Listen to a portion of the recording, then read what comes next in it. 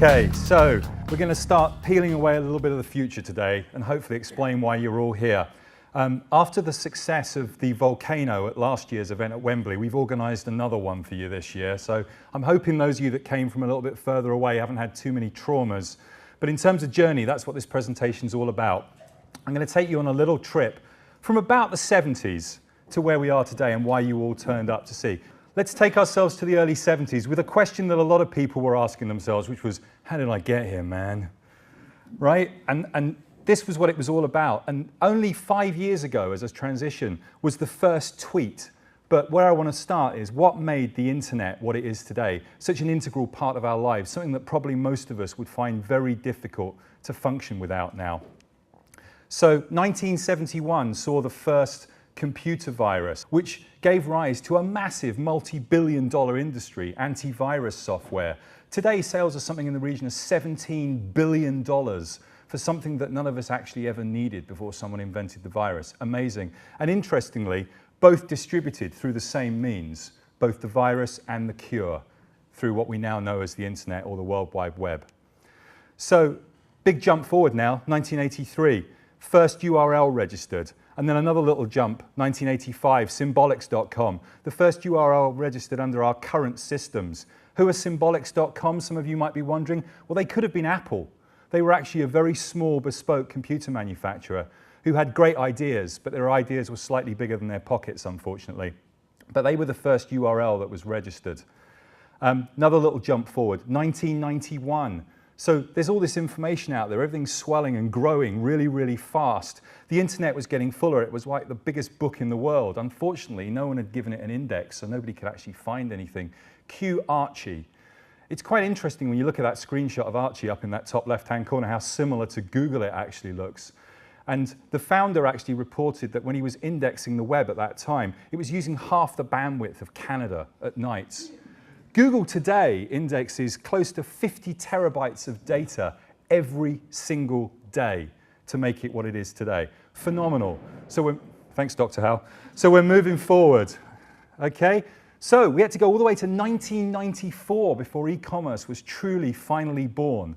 Some of you may get a clue who was first there by that little delivery truck. It was absolutely feeding one of our most basic desires, food. Pizza Hut were the first company to truly sell online in an e-commerce format. And what a phenomenal saving in calories. No longer did you have to go all the way to the store. It's do is tap some buttons and get to your front door and your pizza turned up. Amazing. So, I mean, you know, things were starting to move at this pace. 1995, eBay bursts onto the scene. The future was starting to be born, okay? The first item ever to be sold on eBay, wait for it, a broken laser pointer. For $15 or just under £10. So worried was the founder about negative feedback that he actually took the time to write to the purchaser and say, dear purchaser, you do realize that this laser pointer is broken, don't you? At which point, the purchaser wrote back and said, that's great, I'm a collector of broken laser pointers. A new business model was formed, absolutely unbelievable. It's absolute truth. You can unite completely useless rubbish with somebody in the world who really, really wants it. So e-commerce was really starting to go at a pace. eBay. 1996, blogging was born. I won't dwell on blogging too much, but the idea of sharing had started across this mass media. Okay, so now we jump into this millennium. 2011, Wikipedia. Everyone's an expert now suddenly. There's articles being written by everybody, well thought out, that we can all go and research. And because it's in the internet, we take it as gospel. It's phenomenal. Wikipedia, we all have opinions, we all know things. 2003, social media starts to arrive. YouTube, the first video ever posted on YouTube by the founder, Me at the Zoo it was called. And this is the founder in his video. You can still check it out, it's on there today. A few more with it. So social media is starting to gain pace now as well. So here is why you really came to listen. I mean, that was a great history lesson, but this is why you really came. The way we do business today, the way we did it yesterday, it's changing, and it's changing faster and faster. The stats are moving so fast, I can't even keep up with them. Some of them are on screen for you there, but some others that I'll share with you.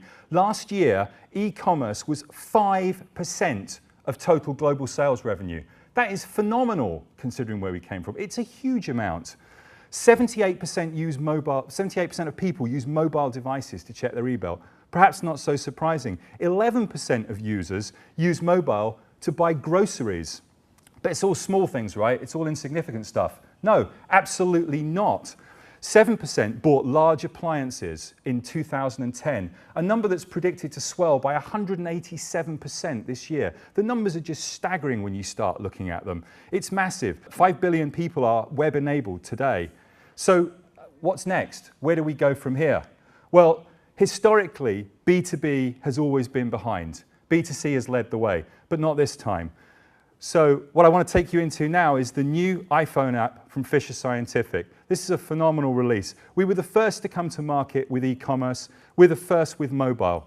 We lead, we continue to lead. I'd like to introduce to you all my lovely assistant, Neil Smith, who's going to be our driver as we, thank you, who's going to be a driver as we do the thing that you never do, and we're going to go live.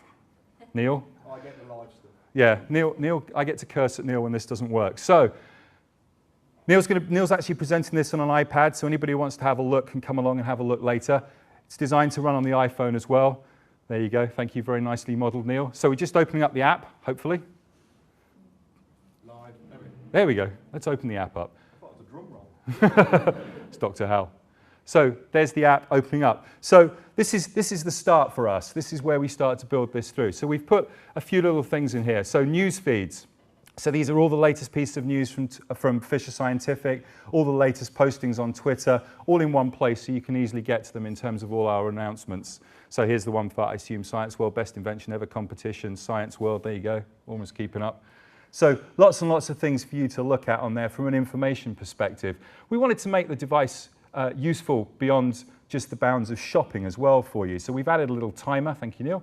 So you can time your experiments results, something there, take it with you, keep things going, and it keeps a log of all of the recent times that you have there, which you can edit, change what you use them for. But on to the real nub of this. This app will allow you to search for products. So this is live, it's going into our e-commerce backend, and it allows you to find products. So we'll, very generic, 50ml beaker. Here's the live bit, here we go. Okay, so first search results up, find the product, images, pictures, specs, whatever you need, add that product to your basket. Very, very simple. But we can also scan products. You ready to scan, Neil? Yeah. You up for a scan? Scan. Okay. There's you. So this is to prove it's live. Okay, this is you guys. There you all are. Give yourselves a wave. Yeah, I knew you would. Couldn't resist. All right.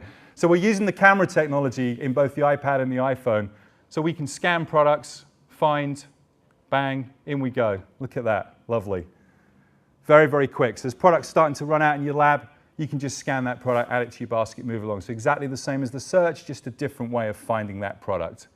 Okay, so the important thing to remember with this app is it's just an extension of your desktop, okay? So it links into our systems, but it also links into yours. So anything you put in your basket will be visible in all places. You can sign off the order later. So what we were thinking about very much is that you've all got different protocols out there. You all order your products in different ways. So the idea was to just make it an extension of those tools you use today. I can't actually place the order because it will go. I told you should never go live, didn't I? Thanks, Neil, for that tour. So as I said, Neil's going to be available later during lunch. We've got a couple of iPads around, I think, in places, various iPhones around. So find any of us. We'll all be kind of milling around this room. This was the ruse we got you in on here. Remember, there was lunch, but you had to listen to me first. It is coming, but just bear with me. So as a summary, it integrates seamlessly, as I said, with our e-commerce system. It delivers your price to the device, tells you about stock on all the products that you buy, all in the palm of your hand. This is just the start. Clearly, we've got more mobile devices coming. We've got to cater for Android, we've got to cater for BlackBerry, and there'll be more as well, but they're the next big two on the horizon. So in summary, you can search over 200,000 products, all updated in real time. You can quickly find what you need and place it in your basket right now when you remember, when you need to. You can add products using their barcodes in your lab. As you notice they're running low, scan the product, pop it in your basket for later. And so much more. We've already added the timer, the news feeds, but we're going to keep building on the app. And I know a lot of you are feeding in various bits and pieces to us on the various social media that we use, Facebook, Twitter. Keep those ideas coming, they're phenomenal. Okay? But again, most importantly, search or scan, select, place the order, start to finish in less than 30 seconds. That's from switching on the device.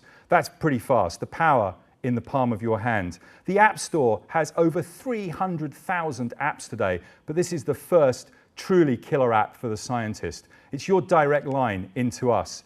Check out our website, go to the App Store, search for Fisher Scientific, download the app, try it, use it, please. Set yourself free. The power of the internet in the palm of your hands.